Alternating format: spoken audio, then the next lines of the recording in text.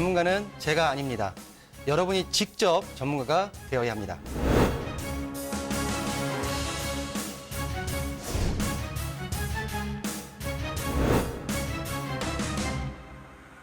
현혹에 휘둘리지 않는 철칙과 기준이 있어야 합니다.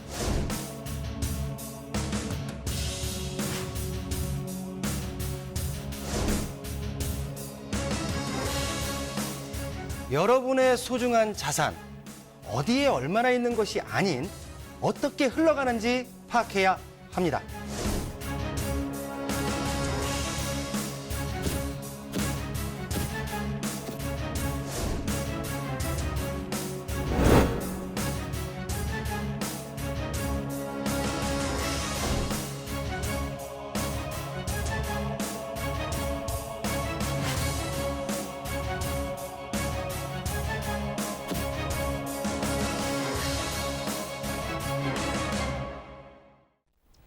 네, 오늘 함께해 주실 전문가분 소개해 드립니다. 오늘은 한국 부동산 플랫폼의 안성선 대표님과 함께 할게요. 대표님 안녕하세요. 반갑습니다. 네, 오늘 안성선 대표님과 함께 여러분들께 다양한 부동산 정보 시작해 보겠습니다. 먼저 이슈 시그널인데요. 자, 오늘도 경매에 관한 유익한 정보들 전해드리도록 할 텐데 낙찰자의 권리에 대해서 알아보고 있어요. 지난주에는 입찰 전후의 낙찰자의 권리에 대해서 알아봤고요. 오늘은 잔금을 납부한 후의 낙찰자의 권리에 대해서 한번 알아보도록 하겠습니다. 대표님, 이슈 시그널 출발해 볼까요? 네, 일단 낙찰자의 권리를 가지고 알아볼 텐데요. 이슈 시그널을 보고 찾아뵙겠습니다.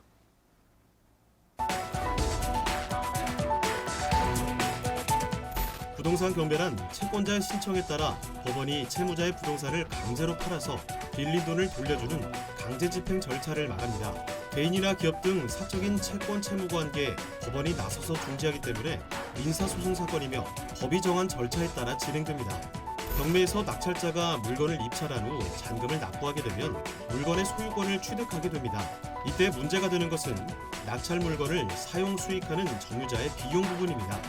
법률상 원인 없이 타인의 재산 또는 노무로 인하여 이익을 얻고 이로 인해 타인에게 손해를 가했다면 그 이익을 반환해야 하는데요. 즉, 잔금 납부로 인해 소유권이 낙찰자에게로 넘어간 상태에서 물건을 사용 수익하는 것은 부당이득이 되는 것입니다. 하지만 전액 배당을 받을 수 있는 선순위 임차인의 경우 특별한 사정이 없는 한 배당표가 확정될 때까지 임차권은 소멸되지 않기 때문에 부당이득이 되지 않으며 후순위 임차인의 경우 해당 주택을 사용 수익할 수 있는 권리가 없어 낙찰자에게 수익에 대한 비용을 내야 합니다. 오늘은 부동산 시그널과 함께 잔금 납부 후 낙찰자의 권리에 대해 더욱 자세히 알아보겠습니다. 네, 잔금 납부 후 낙찰자의 권리에 대해서 오늘은 조금 알아볼 텐데요. 일단은 용어가 조금 생소한 부분이 좀 많다라는 분들이 많이 있어서 간단하게 제가 용어 정리를 몇 개 해드린 다음에 진행하겠습니다. 자, 일단 잔금 납부 후에 낙찰자의 권리다라는 부분은 이제 변론을 판결이라는 게 있죠. 판결을 딱 내린다라는 거는 우리가 판사들이 변론을 거치지 않고 법원에서 어때요? 판단을 딱 하는 겁니다. 이게 판결이라고 하죠. 자, 그럼 결정이라는 건 무엇일까요? 자, 우리가 판사들끼리 변론을 거치지 않고 일단 어떤 그 내용을 가지고 결정을 해주는 겁니다. 그래서 법원의 판단이 바로 결정이다. 이것도 어때요? 판결하고 같은 부분의 효력을 나타낼 수 있다는 부분이고요. 명령이라는 건 그럼 무엇일까요? 일정 후 행정처분이다. 우리 행정기관에서 하는 행정처분에서 명령을 내린다 그랬잖아요. 그래서 행정처분을 내리는 듯한 법원의 판단이다. 이렇게 생각을 해주시면 될 것 같습니다. 자, 이제 경매 방식에서 우리가 입찰 전에 경매 방식에 따라서 낙찰자의 권리도 약간씩 달라질 수 있다는 부분을 말씀드리겠습니다. 먼저 경매 방식에서 실질적 경매라는 게 있습니다. 실질적 경매라는 게 무엇이냐? 우리가 채권 실행과 담보권 실행에 대한 어떤 부분의 경매 방식이 있습니다. 먼저 담보권 실행에 의한 경매 방식, 이게 어때요? 임의경매라고 합니다. 임의경매. 이게 담보권 실행을 위한 경매인데 실질적으로 채권 확인을 위한 별도 절차 없이 바로 이제 등기부상이 어때요? 담보가 설정되어 있죠. 예를 들어서 여러분이 가장 이해하기 쉬운 근저당이라고 해보죠. 은행에서 채무자가 담보로 대출을 받았습니다. 그러면서 근저당권을 설정을 했겠죠. 그 설정된 등기부에 나타나니까 그 근저당을 가지고 바로 어떤 별도의 절차 없이 바로 경매 신청을 할 수 있다라는 겁니다. 경매. 이게 뭐예요? 임의경매다라고 생각을 해주시면 될 것 같습니다. 그럼 강제경매라는 건 뭘까요? 강제경매. 실질적으로 우리가 서로 개인 간의 어떤 거래에 있어서 금전 채권을 가지고 등기부상에 나타나지 않는 그러한 채권 채무 관계에 있을 수 있습니다. 그런데 일단 채무자 입장에서는 변제를 하지 않으니까 기간 내에 채권자 입장에서는 그 물건에 자기의 권리를 행사를 하고 싶겠죠. 그래서 채권 회수를 위해서 실질적으로 그 부동산의 소유권자, 채무자 겸 소유주에게 어떤 가압류를 한다든지 아니면 그 전에 어떤 차용증이나 이런 부분에서 공증을 했다든지 이런 부분을 가지고 바로 그 물건 소유권자에게 경매 신청을 합니다. 이러한 부분을 가지고 지금 채권 실행에 의한 경매다라고 말씀을 드릴 수 있겠습니다. 그래서 그거는 강제 경매라고 말씀을 드리는데, 자, 채권자가 채무자에 대해서 승소 판결을 받고 실질적으로 결정을 받고 판결을 받았다는 거죠. 판결. 자, 가압류를 했다라고 하면 바로 가압류 결정을 가지고 경매 신청을 못 합니다. 그래서 판결을 받아놓고 경매 신청을 할 수 있다. 이렇게 생각을 해주시면 될 것 같고요. 자, 그래서 채무자가 아까 그랬죠. 변제를 하지 않을 경우, 빚을 갚지 않을 경우 우리가 강제 경매를 신청한다. 이렇게 생각을 하시면 될 것 같습니다. 자, 그래서 채무자가 바로 그 부동산 자체를 압류를 하고 그 매각대금으로 있어서 어떤 채권을 변제받는 절차다. 이렇게 생각하면 우리가 이해를 하기 편할 것입니다. 네. 자, 그러면은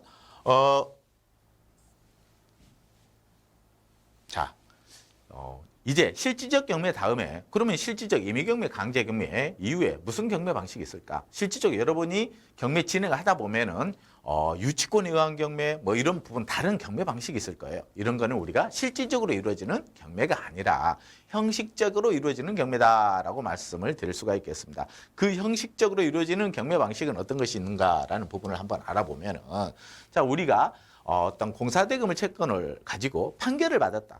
공사대금을 채권을 점유를 해서 유치권을 주장한다 그래서 그 유치권 금액을 가지고 경매 신청을 할 수는 없습니다. 그래서 유치권 금액을 판결을 받은 다음에 확정 판결이죠. 아까 말씀드린 확정 판결을 받은 후에 이 판결된 금액으로 경매 신청이 가능하다. 이게 이제 한 분야의 경매 방식의 한 분야인 형식적 경매의 방식이 되더라라는 부분을 말씀드릴 수 있겠습니다.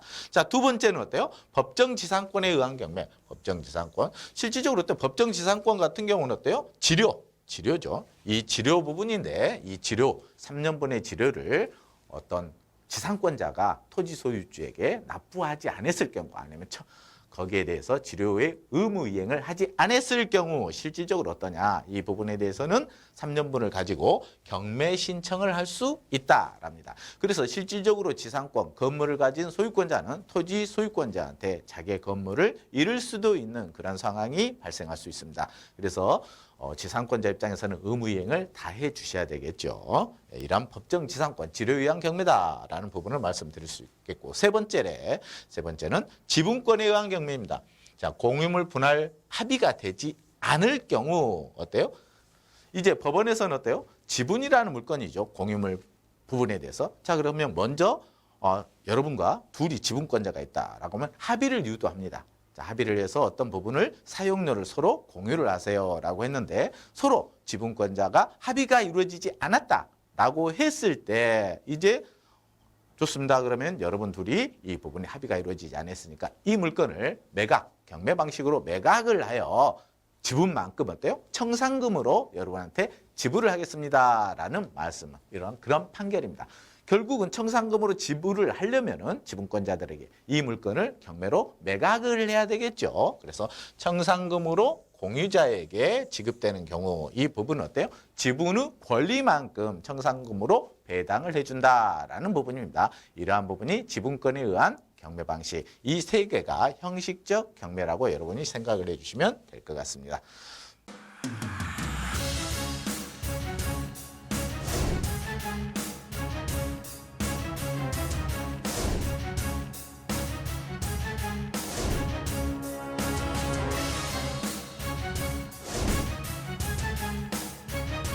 전문가는 제가 아닙니다.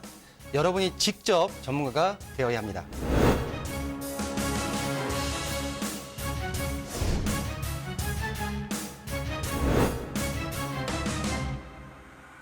현혹에 휘둘리지 않는 철칙과 기준이 있어야 합니다.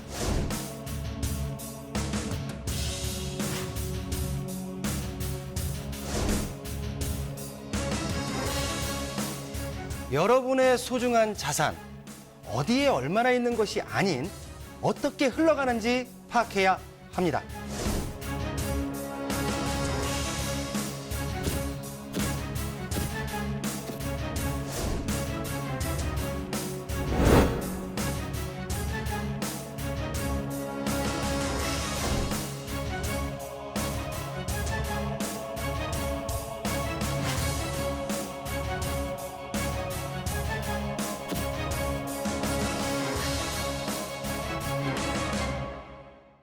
자, 그 다음 경매 개시 결정 등기. 이제 우리가 낙찰자의 권리를 가지려면 이런 부분을 먼저 알아주셔야 되겠죠. 경매 개시 결정 등기와 경매 개시 결정 등기가 되는 순간 어때요? 그 물건에 말소 기준이 되는 등기가 있습니다. 이 두 개의 등기들은 상당한 경매 시장에서 어때요? 경매 진행하는 그 물건 내에서는 효력이 가장 중요한 부분이 되겠죠. 그래서 먼저 경매 개시 결정 등기의 효력을 한번 공부를 해보겠습니다. 자, 먼저 경매 개시 결정 등기가 되면 먼저 압류의 효력이 있다라는 겁니다. 압류의 효력은 특히 압류, 가압류 이 부분도 효력이 있는 거죠. 가처분 가등기라는 건 어때요? 이거는 처분을 제한하는 등기다라는 부분인데 이 부분은 어때요? 효력이 처분 제한입니다. 그럼 매각을 못 하겠죠. 가처분이나 가등기는. 그래서 이 가처분 가등기 부분은 어때요? 말소가 되는 경매에서는 말소 기준 등기가 있다 그랬죠. 이 말소 기준 등기가 되지 않는다라는 부분입니다. 그래서 여러분 처분을 경매로 매각하려는데 처분을 어때요? 못하게 하는 거죠. 이 부분은 꼭 여러분이 알고 가셔야 되는 등기들이다라는 말씀을 드리고요. 두 번째, 말소 기준 등기가 된다는 거죠. 경매 개시 결정 등기에서 실질적으로 말소 기준 등기가 되는 등기들이 있는데 경매 개시 결정 등기는 어때요? 그 말소 기준 등기들이 없다라고 했을 때 어떤 물건에 대해서 아무 임차인밖에 없습니다. 그런데 등기부를 열람을 해보니까 오로지 딱 하나 경매 신청 등기밖에 없는 거죠. 그러면 그 경매 개시 결정 등기가 바로 말소 기준 등기가 되더라라는 부분을 여러분한테 말씀드릴 수 있겠습니다. 그래서 말소 기준 등기가 없는 경우에 말소 기준 등기가 된다 이 말씀을 드리겠습니다. 그리고 임대차 경우 현재 경매 개시 결정 등기라 했죠. 최우선 변제 배당에 해야 하는 임대차죠. 임대차는 최우선 변제권이죠. 배당에 해당하는 기준이 되기도 하더라라는 겁니다. 그래서 현재 지금 경매 개시 결정 등기가 실질적으로 배당할 때 임대차에는 최우선 변제권의 어떤 기준이 되기도 한다라는 말씀을 드릴 수 있겠습니다. 자, 그럼 인도명령 이제 낙찰한 다음에 낙찰자가 잔금 납부를 했겠죠. 잔금 납부한 다음에는 어때요? 이제 인도명령을 신청합니다. 실질적인 소유권은 내 앞으로 잔금 납부 동시에 실질적으로 잔금 납부하면은 소유권이 넘어왔죠. 그런데 그 물건을 점유하고 있는 사람이 있습니다. 점유권까지 내가 가져오지 않는다는 거죠. 그래서 실무에서는 어때요? 실무에서는 경매 개시 결정 등기 후에 실질적으로 경매 개시 결정 정본을 채무자한테 송달합니다. 그 이유는 뭘까요? 일단은 그 이유. 자, 이겁니다. 만약에 경매 개시 결정 등기를 먼저 등기를 하겠다고 공시를 하면 어때요? 그 채무자는 채권자들의 어떤 채권 변제를 안 하고 그 어떤 재산을 다른 데로 어때요? 빼돌릴 수 있겠죠. 이러한 부분을 방지하기 위해서 먼저 경매 개시 결정 등기 압류 효력을 가지고 그 다음 이후에 법원에서 개시결정 등기 이후에 경매가 진행되고 있다라는 송달을 해준다. 이렇게 생각을 해주시면 될 것 같습니다. 그래서 인도명령 신청에 따른 법원의 결정권자, 실질적으로 인도명령 신청을 이제 낙찰자가 했죠. 그러면 법원은 결정을 어떻게 하느냐라는 부분이죠. 결국은 자, 결정권에 대한 그런 해당하는 점유권자들이라고 말할 수 있겠습니다. 말소 기준 등기 이후에 등기를 한 권리자들은 다 어때요? 실질적으로 소멸되는 권리다. 그래서 여기에 따른 점유권자들은 다 뭐다?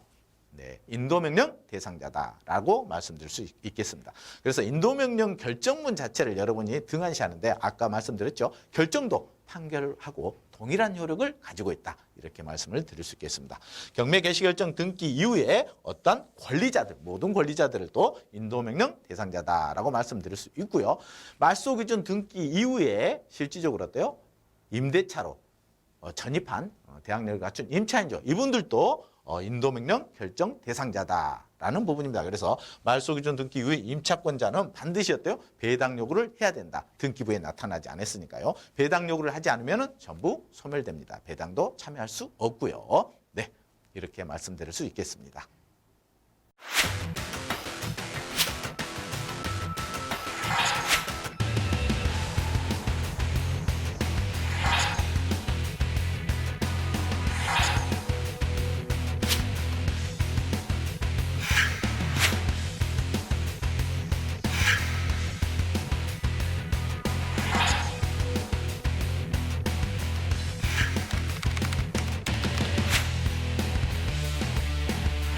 부동산 규제가 클수록 부자분들은 투자 기회로 삼고 있습니다. 자, 우리도 투자 기회를 잡아야 합니다. 그리고 행동을 하셔야 됩니다. 시장은 언제나 어렵습니다. 그래서 언제나 기회입니다.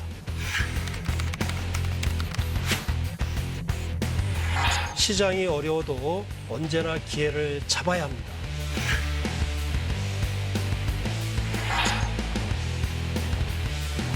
의심하면 늦습니다. 의심되면 하지 마셔야 합니다.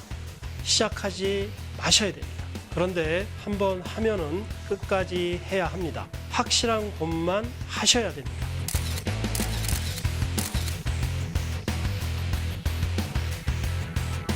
앞으로 저를 믿고 따라오시면 됩니다.